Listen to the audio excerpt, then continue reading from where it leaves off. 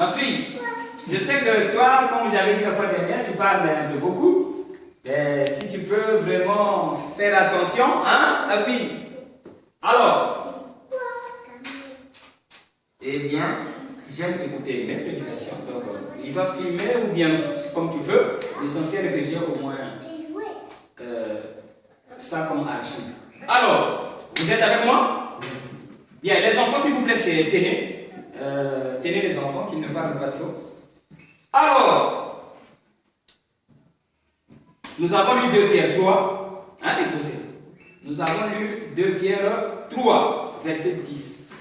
Ici, c'est Paul qui parle, c'est Pierre plutôt qui parle, qui dit que le jour du Seigneur passera comme un fracas, où les éléments seront embrasés. C'est-à-dire, c'est comme quelque chose qu'on a brûlé.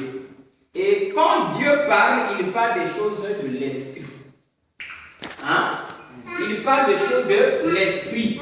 Parce que Dieu est esprit, alors quand il parle des choses esprit. Madame Jack, vous êtes avec moi? Alors, quand l'homme écoute les choses de Dieu selon la chair, c'est là où ça cause des ennuis. Donc Dieu, quand il parle des choses de l'esprit. Un exemple, un jour, Jésus a dit, détruisez-moi ce temple.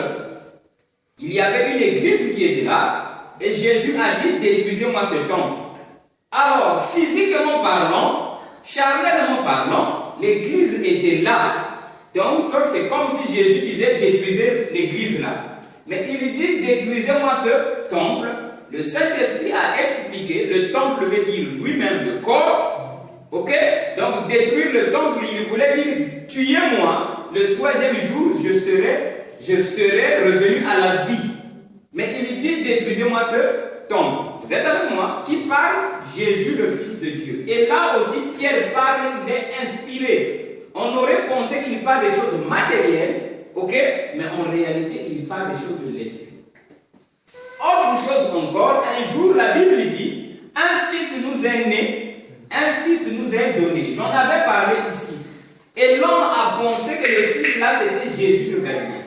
Et du coup, l'homme jusqu'aujourd'hui, il pense que le Créateur, notre Dieu, c'est Jésus le Galilée. Or, quand Dieu dit, un fils nous est né, fils de Dieu veut dire Dieu lui-même. Et Dieu ne peut pas naître, impossible. Dieu ne peut pas naître, Dieu ne peut pas mourir, et Dieu ne peut pas ressusciter. Maintenant, quand il dit un fils nous est né, remarquez mes enfants, s'il vous plaît, un fils nous est né, mais on l'appellera Emmanuel, quelque chose comme ça. Un fils nous est né au présent. Ok? Pourquoi? Parce que Dieu vit au présent. Maintenant, quand la Bible dit qu'un fils nous est né, en réalité, ça veut simplement dire que Dieu est apparu. Parce que Dieu ne va pas apparaître demain. Il est toujours présent. Donc, il est né aujourd'hui. Donc, Dieu est devant nous. C'est ce que le prophète Ésaïe voulait dire. Vous allez me dire, mais c'est pas comme ça qu'on explique ça dans l'église. Vraiment, je ne suis pas là à vous parler des choses que l'église explique. Mais je suis en train de exaucer. Je vous parle des choses qui sont, mais pas ce que l'église explique. Est-ce que je me fais comprendre? Parce que si je n'explique pas ça comme ça, parce que je sais que l'église est en erreur. Quand Dieu dit, un fils nous est né, il parlait de lui-même. Mais Dieu ne peut pas naître. Il voulait simplement dire que Dieu est au milieu de nous. Mais dans les mots, il a dit, un fils nous est né. Vous êtes avec moi? Ça c'est vraiment très bien. Est-ce que vous suivez, s'il vous plaît? Alors, donc un fils nous est né, ça veut dire que Dieu est devant nous. Mais quand il parle de son nom, il dit on l'appellera. Cela veut dire que le jour où il va se révéler, on va l'appeler Emmanuel. Mais Dieu ne naît jamais. C'est comme Jésus dit, détruisez-moi ce temple. On aurait pensé qu'il parle de l'église, mais il parle de l'église. Donc il dit, mais à côté il y avait une église. Donc il y a un corps et il y a une église. Et il dit, détruisez-moi ce temple. On a pensé c'est l'église. Mais le Saint-Esprit révèle, non, ce n'est pas l'église, mais c'est son corps. Ok? Maintenant, ici, la Bible dit qu'un fils nous est né, à côté il y a un bébé qui est né, mais il y a l'Esprit de Dieu à côté. Ça ne parle pas du bébé, mais ça parle de l'Esprit de Dieu qui est toujours présent. Mais à côté, il y a un bébé. Pourquoi? Parce que Dieu aime se cacher dans sa parole. Il ne se cache pas en brousse. Il parle, mais il se cache dans cette parole. Au point où quand toi comprends autre chose. Ok? Donc Dieu a dit autre chose, l'homme aussi comprend autre chose. Déduisez-moi cet homme, on a pensé qu'il parle de l'église. Un fils vous est né, ils ont pensé que c'est Jésus. Et du coup, pour avoir pensé que le fils là c'était Jésus, ils ont pensé que Jésus c'est lui le créateur. Impossible, un humain ne peut pas créer les humains. Vous êtes avec moi? Donc Jésus était le corps, donc le temple de Dieu dans lequel Dieu va se révéler aux humains. Et Dieu est esprit, mais Jésus n'est pas créateur. Et aujourd'hui, l'Église adore Jésus de Galilée. Vous êtes avec moi? Mais vous, si vous m'écoutez, ne voyez pas le nom, ok? Je n'ai pas l'intention de construire une église, j'ai juste l'intention d'enseigner les gens. Ok? Peu importe l'endroit. Vous êtes avec moi? Donc vous qui m'écoutez, comprenez qu'il y a un danger sur la terre. Pourquoi? Parce que l'Église ne connaît pas ce qu'il enseigne. L'Église, donc, elle ne connaît pas ce qu'elle enseigne. L'Église, on devrait lui faire confiance. C'est l'Église qui enseigne les humains afin que nous puissions être propres. Mais déjà, l'Église elle-même est en erreur. Ce qu'elle répète a dit que les humains qui écoutent l'Église sont aussi en erreur. Ok? Hier, avant-hier, j'étais quelque part. On parlait des choses qui se passent dans les pays. Ok? Donc, on voyait les autorités. Ok? Les autorités qui vivent mal. Voilà pourquoi dans nos pays, il y a des problèmes. Ok? C'est comme ça que l'homme pense. Mais j'avais dit ceci, que l'état d'un pays, les problèmes d'un pays, ça ne dépend pas du roi qui est au trône. Non. Mais ça dépend des humains qui sont sur la terre qui croient la parole. C'est-à-dire, dans un pays, si vous voulez que votre pays prospère, il faut que ceux qui croient la parole dans votre pays prospèrent dans la parole. Vous êtes avec moi? Quand les croyants du pays vivent la parole, Dieu aussi donne un bon président, un bon cœur. Le président aussi commence à vous conduire bien. Mais quand les croyants du pays vivent mal, Dieu vous met un président en colère qui va vous frapper tous les jours. Est-ce que vous êtes avec moi? Vous allez penser que non, le président est mauvais. Non, vous pensez que le président n'a pas d'amis. Il n'a pas d'amis avec lesquels ils sont là, ils causent bien. Ok? Mais quand il prend les décisions maintenant qui sont contre le peuple. Pourquoi? Parce que Dieu va lui donner ce cœur-là pour vous griller. Pourquoi? Parce que le peuple ne croit pas. Est-ce que vous êtes avec moi? Madame Jack, vous êtes avec moi? Les premiers problèmes, mon fils, tu es avec moi? Les premiers problèmes qui ont commencé sur la terre, c'était avec Adam, n'est-ce pas? Les problèmes ont commencé parce qu'Adam commençait à croire mal, c'est pas ça? Ça ne dépendait pas du serment, ça dépendait du croyant de ce moment-là. Le croyant de ce moment-là, c'était Adam. Adam vivait mal, la terre avait des problèmes. Est-ce que vous êtes avec moi? Donc, un pays a des problèmes lorsque les croyants de ce pays-là ne vivent pas bien. Maintenant, oh, c'est beau ça. Maintenant, quand vous vivez bien, Dieu est obligé de vous donner un bon papa.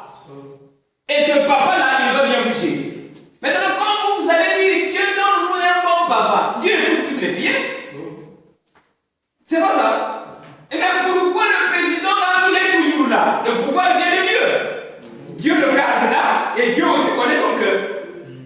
Est-ce que vous êtes avec moi? En fait, c'est pas le président qui compte, mais c'est le cœur du président qui compte. Et Dieu peut changer le cœur du président, et même le président devient bon. Oui, c'est possible. Parce que tout à aussi, tu n'étais pas bon au commencement. Mais quand tu as écouté la parole, tu as changé tel peu. Donc, le président aussi peut changer. Donc, on n'a pas besoin que ce soit un tel ou un tel. Mais le cœur de celui-là qui sera là, est-ce que son cœur est bon? C'est ça qui compte. Pas la physionomie. Voilà. Donc, ce qui revient à dire que quand le peuple croit bien, c'est-à-dire les croyants, bien sûr. Quand les croyants croient bien, le peuple, le pays est béni. Mais quand les croyants ne croient pas bien, Dieu frappe le pays. À cause des croyants qui ne croient pas bien. Vous êtes avec moi? Les États-Unis, on en parle aujourd'hui. Les États-Unis, c'est un pays des Américains, mais c'était des Européens. Ils croyaient que la religion catholique n'est pas bonne. Ok? Et ils se sont dit, comme la religion catholique tuait les protestants, ils se sont déplacés de l'Europe pour partir aux États-Unis. Vous êtes avec moi? Donc c'était des protestants et Dieu les a bénis. Voilà pourquoi nous voyons les États-Unis un pays fort. Pourquoi? Parce qu'ils croyaient bien. Ils ont fui la doctrine doctrine catholique, ils sont partis là-bas, c'était des protestants. Vous êtes avec moi? Donc la bénédiction d'un peuple, la bénédiction d'un pays dépend de ce que les croyants qui sont dans ce pays-là font. Quand vous croyez mal, vous aurez besoin.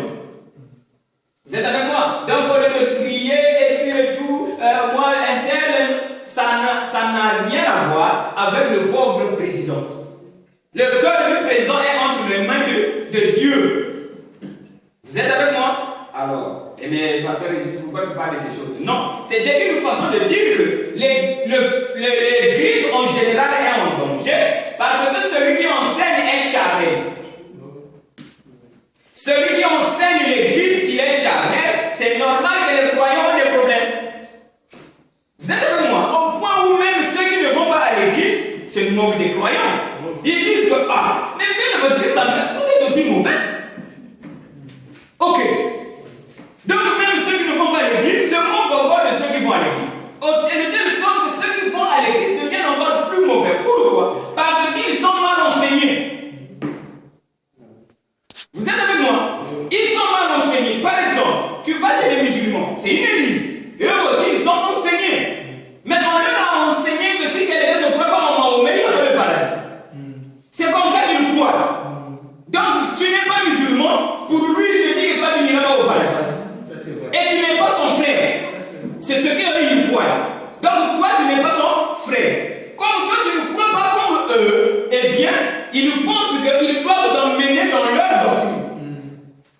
S'il faut même avec la chicotte, afin que tu sois dans leur doctrine, et ils appellent ça guerre sainte. Pourquoi? Ils se disent que, comme nous cherchons la guerre aux croyants, aux chrétiens, nous faisons du bien à Dieu. Et je me fais comprendre, parce que eux, ils ne croient pas comme nous, mais nous, on nous a enseigné que ce que nous croyons vient de Dieu. Donc eux, ce sont des infidèles. Voilà, c'est comme ça qu'ils appellent les non-croyants musulmans. On les appelle les infidèles. Donc même quand ils te briment, c'est bien parce que Dieu ne vous aime pas. Mais si tu deviens musulman, donc et toi et eux, vous allez partir au ciel, au paradis. C'est comme ça qu'ils croient et ils sont devenus mauvais. À cause de celui qui enseigne. Et maintenant, quand tu viens chez les chrétiens aussi disent que si tu ne crois pas en Jésus, pas de ciel. Ok? Alors les chrétiens aussi se disent que le croyant musulman n'est pas son frère. Ah oui. Est-ce que vous êtes avec moi? Mais c'est le même Dieu qui a créé celui qui est devenu musulman. C'est le même Dieu qui a créé celui qui est devenu chrétien. Parce que Dieu n'a pas besoin des musulmans. Il n'a pas besoin des chrétiens, mais il a besoin des fils. Est-ce que vous êtes avec moi? Donc le fils qui est le croyant chrétien, il se dit que c'est nous qui sommes dans la vérité. Ok? Et à côté encore, il y a aussi des gens, par exemple, qui parlent d'Émilie. Et aussi, ils disent que c'est Abusolo qui ne sait pas quelque chose. À Dibossi. Donc pour eux, on ira tous à Dibossi parce que papa est là. Tu n'es pas avec eux, tu n'es pas croyant. Pourquoi? Parce qu'ils sont mal enseignés, ils sont devenus mauvais. Quand tu es mal enseigné, tu deviendras mauvais. Et aujourd'hui, tout le monde est mauvais.